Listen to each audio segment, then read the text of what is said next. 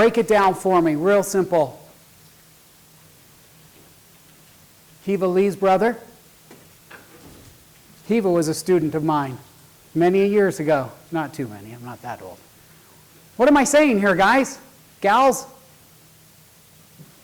I know, late afternoon, zoned out. Yes, please. If you don't go for what you want, then somebody else will tell you what to do. Okay, I like it. Joseph? If you don't spend your time building what you want to do with your life, somebody else is going to hire you and pay you a small paycheck to do what they want you to do. Okay. What Joseph said, if you couldn't hear him, was you have an opportunity. You're going through school right now. You're getting an education, probably to obtain a job.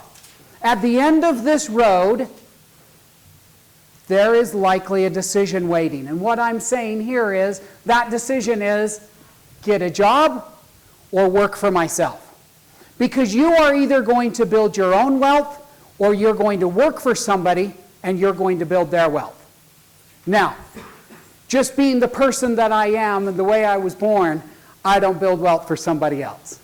That just eats away at my core. I want to work and put all of my energy toward building my own wealth. How many of you want to be an entrepreneur? Okay, that was a good number, but it wasn't everybody.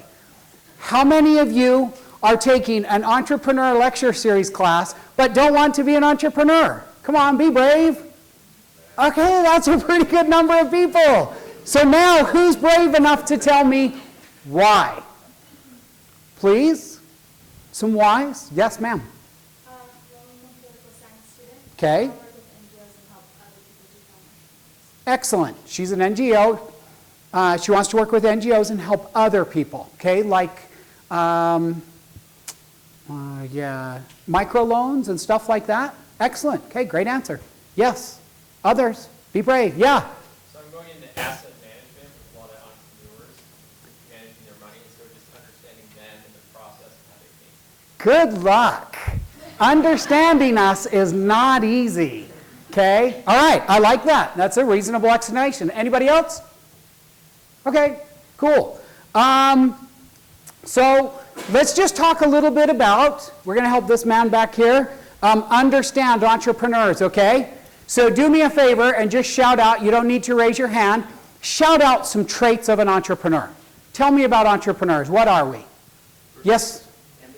Ambitious. Innovative. Risk takers. Independent. Strong ego drive. Ouch. Gosh, I'm going to leave with low self-esteem in a minute. No, I'm just teasing. Okay, keep going.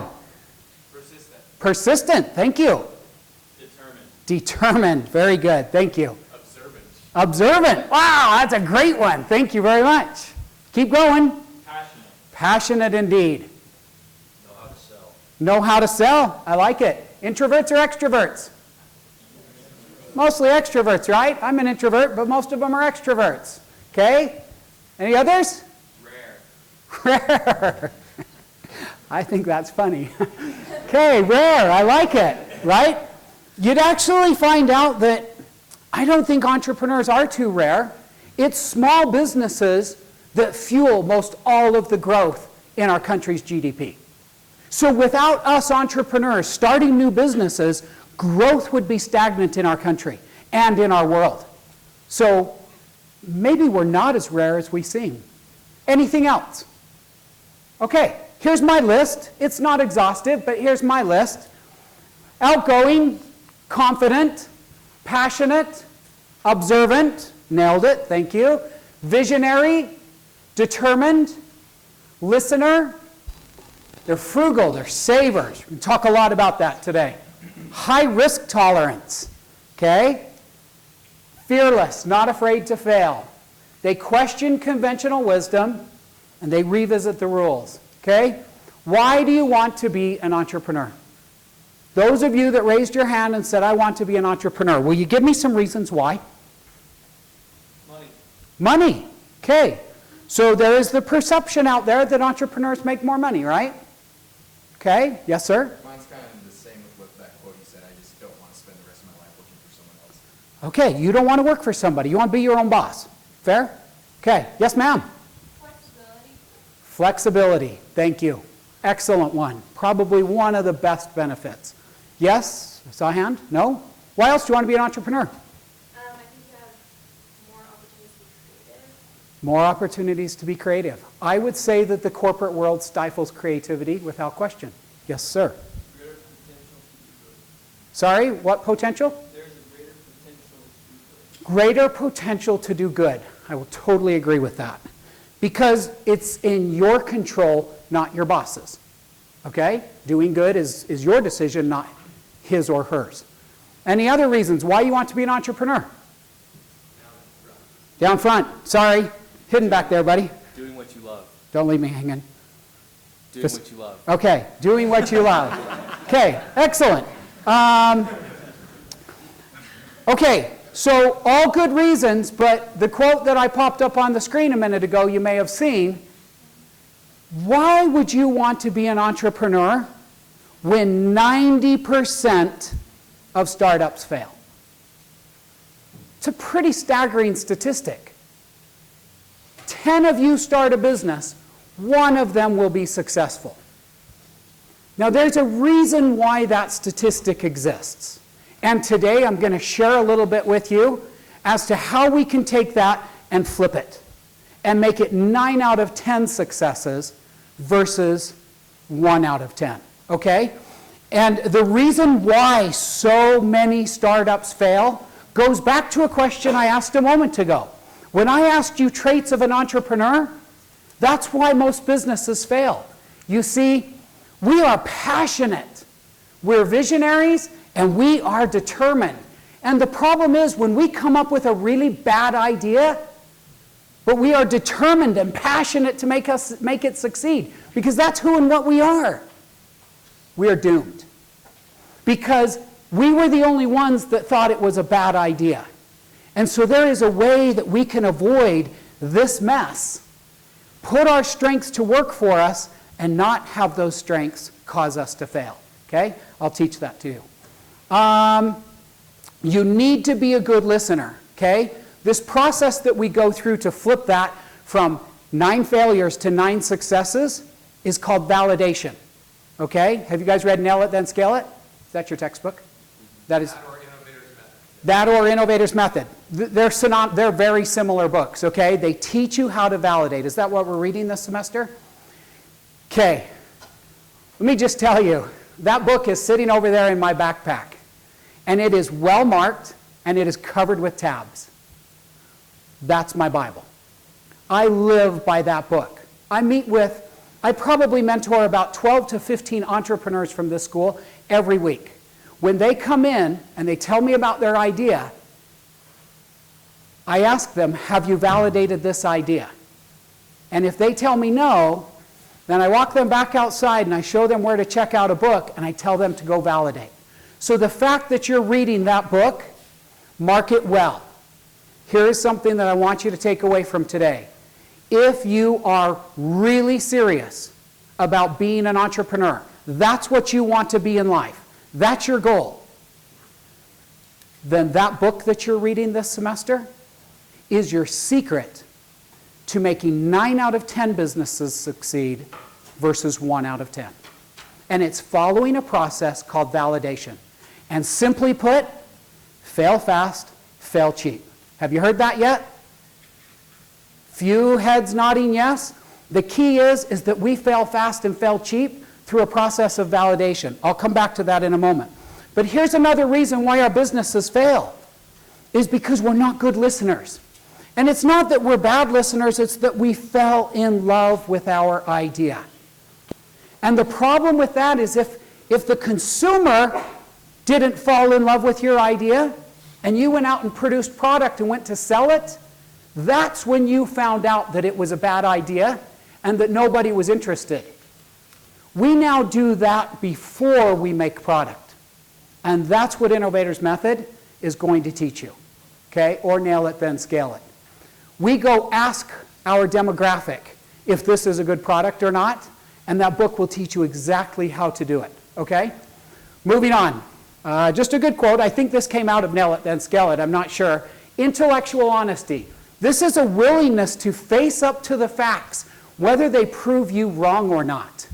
If you have this great idea, sorry, you're taking notes. Here's my great idea, and I'm out pitching it, and I'm asking people about it. And he says, well, it'd really be better if it weren't spiral bound. I'd rather have it bound this way, and it's kind of big. It's going to take up a lot of room in my backpack. And I didn't listen to those comments because at the beginning he said, yeah, that's a pretty cool idea. And then I didn't listen to anything after that, and I took that as validation. I didn't get my job done. You've got to listen to what people are telling you. And if you'll be honest and really listen and be willing to change or dump the idea altogether, that's what keeps you from being in that 90% failure category, okay? Entrepreneurs are frugal. They're savers. Okay, here's a probing question. Everybody participating? Wake up for a minute. How many of you are savers? That's a lot of hands. All right, guilty ones. How many of you are spenders? All right, that's pretty good. That's about 10 to 1 ratio. If you are a spender, you are getting your reward right now. That great pair of designer sunglasses, you got it. That's your reward. That nice watch, fancy Beamer out in the parking lot, you got your reward. Savers, your reward is coming. Okay? I was sitting at Thanksgiving dinner in, 96 or 97. I know, none of you were born probably. It's a long time ago. Yes, dinosaurs roamed the earth back then. But I was sitting at Thanksgiving dinner, and my brother-in-law was there from Ohio. And he's talking about this great business idea that he's just picked up, and he's put it in a mall in Ohio. 3 malls, actually. And he's talking about the money that's being made. In the middle of the mall, between the stores, they have those kiosks. You know what I'm talking about? Carts and kiosks. Well, he had put this simple product on a cart in the middle of the mall. A single SKU, single item. It was a bottle of weight loss pills called Metabolife. Okay? $50 for a 30-day supply of pills. That cart, 4 foot wide, 8 feet long, 1 employee, 1 product, is generating $150,000 to $200,000 a month. I'm listening, and I'm thinking, wow, is he being honest? And wow, my brother-in-law is not that smart of a guy. How did he come up with this? Well, I learned that it was just a company who was buying their product, and they had these carts everywhere. So I go back. I have a window and door company that I've started. I go in Monday morning, and I say to one of my employees, I want you to go upstairs, and I want you to take this book, and I want you to call every single mall in this country, 3,500 of them. When they pick up the phone, I want you to say, do you have a Metabolife cart in your mall? And if they say yes, say, thank you, have a nice day. If they say no, I want you to ask for a contract, and I want you to have them fax it to us right now. Faxing is this little machine. You put a piece of paper in, and it comes out the other end. You would have no idea what one of those are. I said, fax me a contract now. 3,500 malls. We picked up 17 over about the next 10 days. Signed contracts in every one of those malls. Over the next 1.5 to 2.5 years, we made millions of dollars.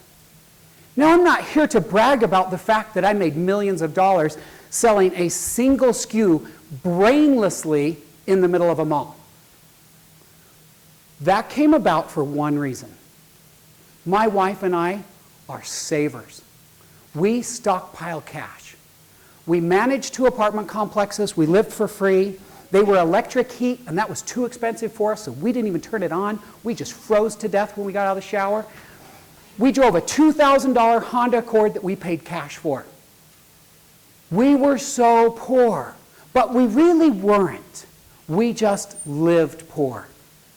And when that opportunity came along, we had cash in the bank. We jumped on that opportunity. So here's a newlywed couple with no children, living in an apartment complex as a manager, making millions of dollars a year with a silly little cart business. Do you get my point? My point is, if you have money stockpiled sitting around, you can pounce on opportunities. If, on the other hand, you have nice sunglasses, nice car, and a nice watch, you can go pawn them for a few $100 and go on a date. Okay? Be a saver. The rewards are great. If I have enough time today, I'll give you a really quick philosophy on how to become wealthy. My definition of wealth is different from others. Okay? My definition of wealth is not fast cars and big houses. My definition of wealth for you is how long can I live on what I have or what's coming in if everything disappears today? Okay? You should be able to answer that question infinitely. And I'll teach you how to do that if time permits. Okay, those who save have, those who don't, whatever that said. All right, observant. Somebody said observant, and I thought that was very observant that you said observant. Because as I walk around campus, and I have occasion to go across campus from time to time, just do this. Watch how many people are walking across campus like this all the time. You guys don't look up. You live in a different generation, and you are disadvantaged because of this. I'm in a bishopric, and I sit down on the stage. It's a YSA ward, and I look up at the stadium seating, and you know what everybody's doing during the sacrament? They're texting Jesus, which I think is so impressive that they're staying in touch, but if he doesn't respond, it may not be working. My point is, you have to be observant to come up with ideas. I'm going to talk to you in just a second about how to come up with ideas. But if you're looking at this, they're going to need to pop up on that screen in order for you to come up with ideas, perhaps. Okay? So you got to be looking around. You got to be tasting, you got to be smelling, you got to be seeing, you got to be experiencing life, and your generation is disadvantaged because of this. Some ideas do come from this, but you've got to be observant, okay? All right, moving along. Where's my clicker? All right. How many of you are afraid to fail? Come on, be honest. That's a lot of hands, okay? I'm not going to fault you, and I'm not going to pick on you like I did the spenders, because a fear of failing is very natural. A year ago last spring, I was golfing with the MBA students at the beginning of their annual kickoff, at the beginning of the school year. And one of them came up to me and said, "Brother Church, I really want to be an entrepreneur, but I am so afraid that I'm going to fail." I'm like, "Jared, dude, you do not need to worry about that. Of course you're going to fail. So, right? It's good." The key is fail fast and fail cheap. When I say fail fast, I'm saying 6 weeks. When I say fail cheap, I'm talking maximum $500, but most of my students do it absolutely free. Okay? It's the guy or gal that goes to his mother-in-law, gets her to mortgage her home, gets 50 G's from her, and then spends the next 2 years of their life trying to get a business off the ground that never had a prayer. That is failure. Coming up with an idea and going through the validation process in 6 or 8 weeks, what you're going to do in this semester, that's not failure. That's learning that my dog was never meant to hunt. It's a toy poodle and it's supposed to stay in the home. Should have bought a lab. Okay? That's the key. All right? You will fail. Let's just do it quickly. I've had hundreds of failures. If you come into my house, students come into my home from time to time, and there's my trophy case. And they're like, "Tell me about this product." "Yeah, I lost 200 grand on that one." "Oh, what about this one?" It's right next to it. "I lost a lot of money on that one." I'm not going to tell you the number. It was a bigger number. They're like, "Oh, which one succeeded?" "Well, that one did, and that one did." "Why do you have these up here?" Really nice reminders of the wrong way of starting businesses. That was before I read Nail It, Then Scale It, and the importance of validation. I have a lot of failures. A lot. Now, since I've started teaching and preaching, much more preaching, Nail It, Then Scale It, I rarely have a failure, and I mean that sincerely. I rarely have a failure. Some businesses don't quite go to the degree that I hope they would, and I pawn them off to somebody that's interested in it, and we just let them run with it, because that's not what I was looking for. But I don't have failures, and I mean that sincerely. None of my businesses fail anymore, and that was just a part of the routine. My old strategy used to be the more times I can get up to bat, the greater the chances that I'm going to put one over the fence. That was my belief. It worked. I've sold a number of businesses. I've had a lot of failures, okay? If you have too many failures before you have one of those successes, you're going to end up working for somebody and building their wealth, not yours, all right? All right, moving right along. So this is a very interesting article. It was called Don't Send Your Kid to the Ivy League. It was in the Dallas Morning News, and it was written by a gentleman who used to be an admissions counselor for, I think, Princeton. And after being an admissions counselor for all these years, he stepped back and he said, there is a commonality amongst all of these kids. And I'm talking about Ivy League kids. Something is very consistent here. And I think it's a flaw. And that flaw was this. They have been raised since they were this big to not fail. Mom and dad have raised them with the best piano instructor, the best flute instructor, the best tutors to keep them all the way through school. They paid the money to get them into the very best of schools. There was no chance these children were going to fail because mom and dad built them a padded wall to success. You know what? That's like living in a bubble so that you can't get any germs. The moment you walk outside that bubble, you're going to die because your body's never been... Not conditioned. Yeah. Been suspect to germs, right? That's what I was trying to say. Well, shouldn't have been so tough. Failure's okay. We can't be so afraid of failure that we don't ever take any chances. You as entrepreneurs, you need to have some risk tolerance. You need to be able to step out a little bit, okay? And the key is knowing that you're going to fail, but I'm going to do it cheap and I'm going to do it fast. That's the difference. We don't go down this road for 2 years, losing 2 great years of earning potential for a dumb idea. You'll find out that it was a dumb idea in that 6 weeks period I told you about, okay? Where do ideas come from? All right, let's talk about this for a moment. There's a key word that I use when I teach my students, and that word is pain. I teach my students to look for a pain. All the time you'll hear people say, that is such a pain. And some people even add on a prepositional phrase. That is such a pain. For entrepreneurs, we love the phrase, that is such a pain. Everybody else, because we're rare, they just say, I'll deal with it. I'll just stand in line for the testing center for 2 hours. Whatever. But the entrepreneur, he or she doesn't think that way. We say, there's got to be a better way than this. This is stupid. This just doesn't make sense. There's got to be a better way than just standing in the snow, getting sick, so that I can go take a miserable test.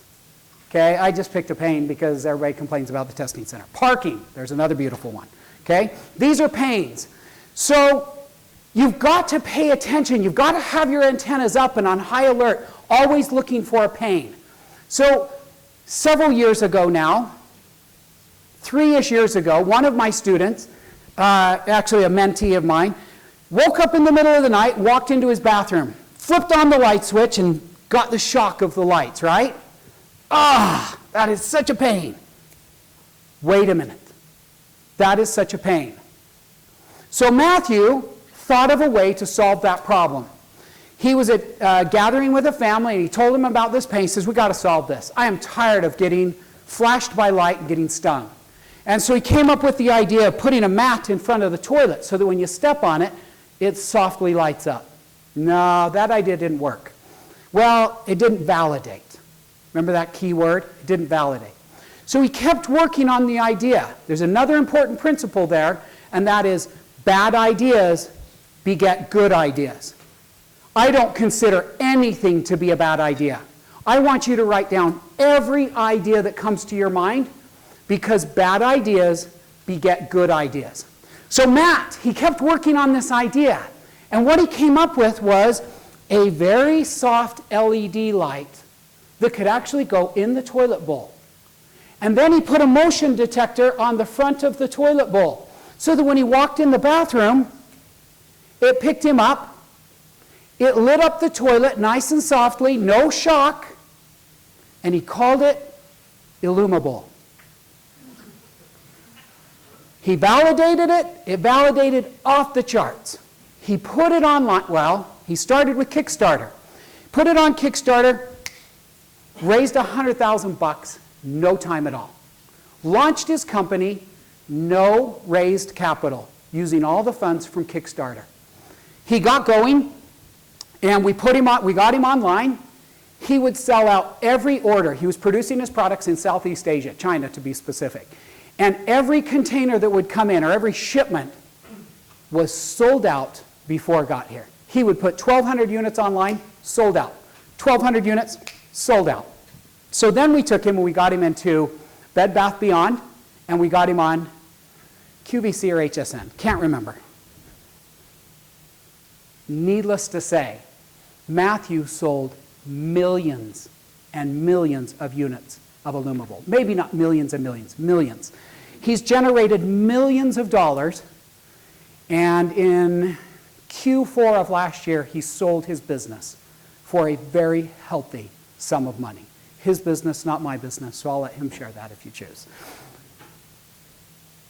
What a stupid idea, right? You don't have to start Apple and Google, and you don't have to create disruptive ideas.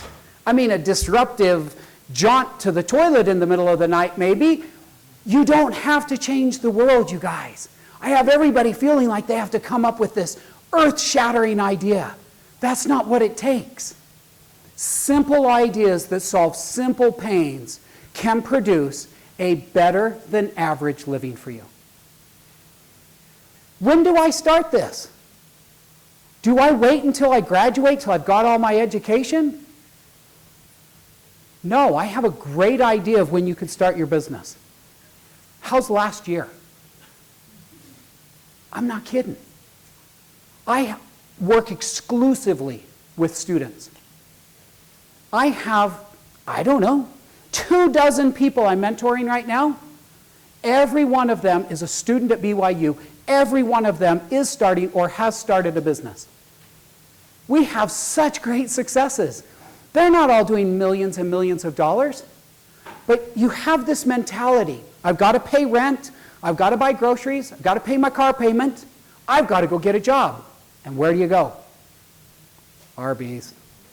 We're going to go shave roast beef, right? We did an exercise in my class last week. I gave everybody an envelope. It was a $10 challenge. And I said, you have 1 hour. You can take as much time as you want preparing for this lesson, but once you commence generating money, you have 1 hour. And this is your seed capital. You can't use any of your own money. You can only start with this. Take as much time preparing, but when that clock starts, you stop 60 minutes later. You know what they generated? The top team, 1,055? Top team, 1,055. Somebody in the 900s. One team was 888. One team was 750. I had 2 or 3 teams at 0. Lost my $10. I had many teams between 30 and 70. Because I stood up here and I gave them an example. I said, you can take this $10 and you can go buy a canister of lemonade and you can go buy a sleeve of cups and you can go set up a table off of BYU property, okay, and you can sell lemonade. And so you know what many of my teams did? They went and bought a canister of hot chocolate and a sleeve of cups, and they went off property and they sold hot chocolate. And they made between 30 and $70. What I was looking for was thinking outside the box. I wanted people to think creatively. And those that did, one team, you know how much time they put into that assignment? Think about it. It could be a time-consuming assignment generating $1,055 off of $10. 10 people. They spent their President Martin Luther King weekend working hard. Only an hour, but they worked hard after they got going.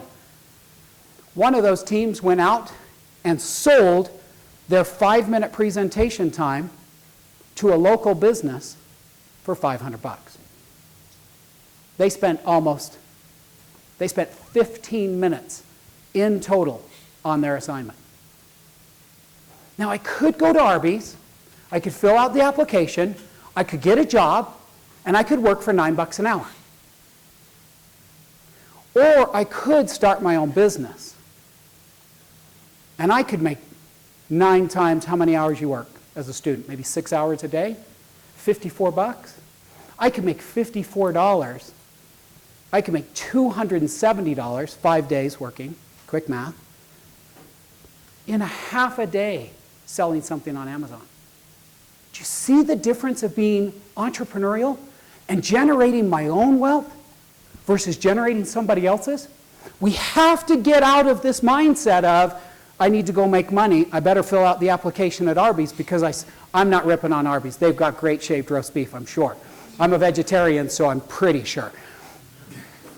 But I saw a help wanted sign there, and that's naturally where my brain goes.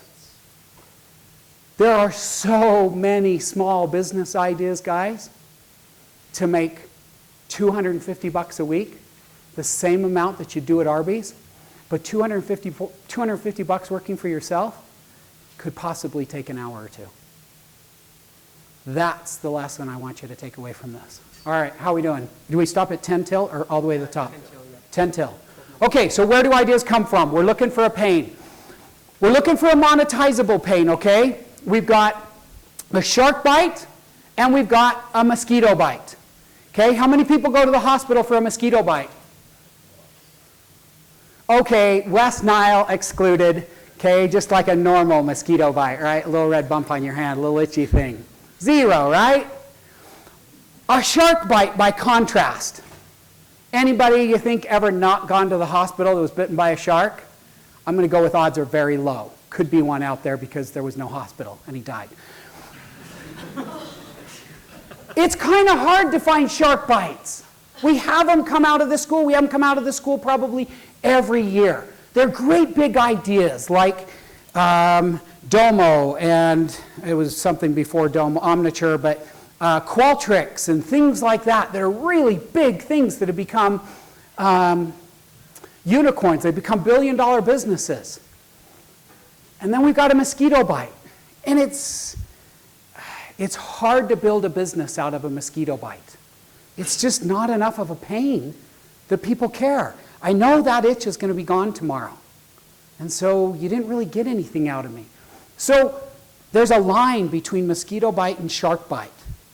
And let's try to tend towards this end when we're looking at ideas that we're talking about long term. I'm not talking about while we're going from school. Fine, stay down on this end. All right? But just consider that. All right, here's a great exercise. I'm giving you an assignment. I'm not even your teacher, and I didn't even ask Doc Little for his permission, but I am giving you an assignment. I hereby command you to go buy a little notebook, or to start on your phones, the ones I told you not to look at anymore, a journal. Now you're like, wow, this guy's really religious and spiritual. I may or may not be. That's not my point. This journal is your entrepreneurial journal. Every single day from here on, I want you to write 2 entries in that journal. This isn't a page. It's not even a paragraph. This is 1 line, and that 1 line might have 1 word on it. I just need you to make 2 entries in your journal every single day. Your pillow doesn't hit the bed, that'd be a pillow fight. Your head doesn't hit the pillow until you've written 2 lines in that journal. Let's be clear. These do not have to be 2 ideas. These need to be 2 anythings that have anything to do with entrepreneurism. What I'm trying to get all of you to do is to think entrepreneurially. I just want you to think like an entrepreneur. And the way you're going to do that is by forcing your mind to think about entrepreneurism every day. And this is a proven assignment, okay? Hiva Lee's brother, whose name I don't know. What's your name? Benjamin. Hiva was my student several years ago, and I made Hiva do this assignment. And Hiva came out here and met me one day in the lobby of the Tanner building, and he opens his notebook, and it is just covered with writings, a lot of ideas. And he said, can I share some ideas with you? And from that came the Formata folder, which he has partnered with Piano Guys and Sony to take big. It's a folder when you're practicing instrument and you have a lot of sheet music that extends out, somebody has to turn it for you because your stand is this wide. Hiva created an extendable stand. It's a plastic thing that just keeps extending, and you can spread all your sheet music out. He's a violinist, right? So that he can see his sheet music all the way to the end, I think 6 pages wide? 8 pages wide. It's called the Formata folder. He had so many ideas written in that journal. He's probably on to his 3rd or 4th or 10th idea by now. You guys, if you will follow my counsel and keep that journal, it will turn into ideas for you. I have meet with students and they walk in today with a folder, an envelope, a notebook covered with ideas and just writings. If you'll do that, it will get you thinking entrepreneurially. Who's on board? Okay, please do it. Dead serious. When you come up with one on there that you think is earth-shattering, make an appointment, come in and see me. I'll sit down and I'll tell you what to do next. Well, actually, you're going to take it through the innovator's method, and once it passes and it validates, come in and I'll help you figure out how we're going to get that product to market. Okay? Validation. We talked a lot about this. I don't think that I need to spend any more time on this. 5 more minutes. Okay, so let me just go quickly in the last 5 minutes and leave you with this message. A couple of lessons for along the way. Number 1 is you've got to keep a balance. So many of you raised your hands and said, I want to be an entrepreneur. Entrepreneurs have a reputation for being a little out of balance. You see, we own our own company. We set our own rules. We set our own schedule. One of our problems is our schedule is from about 6 a.m. until 10 p.m. because we often work out of our home. I know you're getting a business started. I know you're passionate about that business because entrepreneurs are passionate, we said a moment ago. It's not good for your family. It's not good for your marriage. And it's not good for you. And so it's really important as entrepreneurs that we keep a balance in our lives. I have sitting on my desk at home a Newton's cradle. You know what Newton's cradle is? 5 balls, lift one up, hits the other one. That is symbolic for me of keeping my life in balance. And so these are the things, this is usually something else, but I put it in there for you guys. These are the areas of your life. Pick one of those areas that you could let slip. Which one would it be? Please give me an example, and when you do, I'm going to rip on you. So please. Yes, sir? Health. That's an awesome one. Because if I let my health slip, I'm going to get rotund. I won't be able to get through that door, and I won't be able to work, and I won't be able to go to school, and I won't be able to see my family. Okay, sorry for ripping on you, but thank you for being a willing participant in the slaughter chamber. Anybody else? School. Sheriffs don't matter. They're nice letters, right? Aren't they E's here? Yeah. I think they're E's here. It's less offensive than an F. It's hard to let any of these be out of balance, is my point. So you have to somehow keep these out of balance. One thing that I see all too often with entrepreneurs, we think we're too busy. We don't need to go to church. I need that time to work. I've got a growing business, and I need Sundays to keep going. It doesn't work that way. Your business will fail. That will not help you. It will hinder you more than it will help you. All right, number 2 is integrity. Clayton Christensen. LDS man, professor, teaches at Harvard, taught at Harvard. He's now emeritus. Clayton wrote a book, How Will You Measure Your Life, I think is what it's called. And he talked about how something very interesting that he saw. He would go back to 5-year reunions. And each time he would go back to these 5-year reunions, we're talking about MBAs from Harvard, people that should be in the most comfortable circumstances in life. Their lives weren't getting better, they were getting worse, some of them. And he commented on why. And the key was integrity had slipped from them. One of his classmates was the CEO of Enron, and he was in jail at the time. Another classmate had served time. He saw dysfunctional families. He saw divorces, all these problems. So money isn't the solution to everything, guys. And we never give up our integrity to raise money. But even within our LDS community, I see this sacrificed for gain. Okay? We don't sacrifice that. 3 things we don't sacrifice for money. Okay? Our integrity, our family, and our spirituality. Okay? Our testimony. There's no sum of money worth those things, because at the end of the day, there's Clayton, okay? Sorry, we went through him quickly. Because at the end of the day, I'm going to skip that one, you've got to remember what your why is. I want you to remember what your why is. You've got to figure this out. It's different for everybody.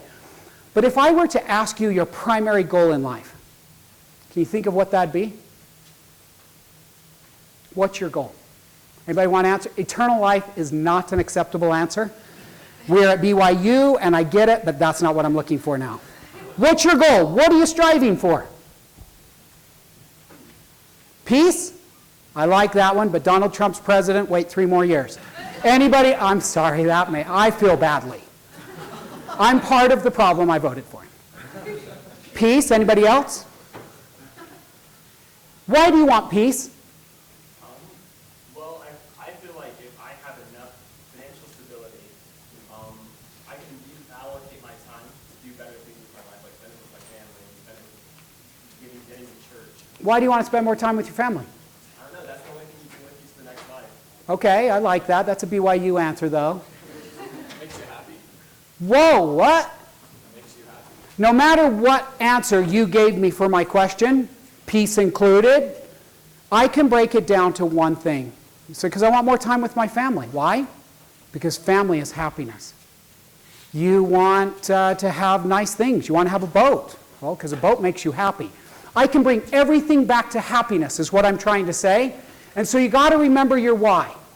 My why is my family. Okay? Nothing means as much to me as my family, and everything I do is for them. I don't build businesses and sell them to buy gigantic homes and fast cars.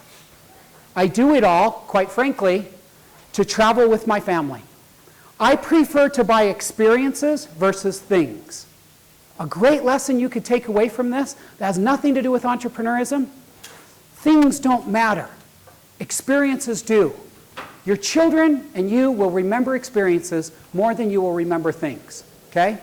I'm out of time. I'm going to wrap it up there. Thank you. I'm happy to mentor you at any time if you get something. Good luck in your school.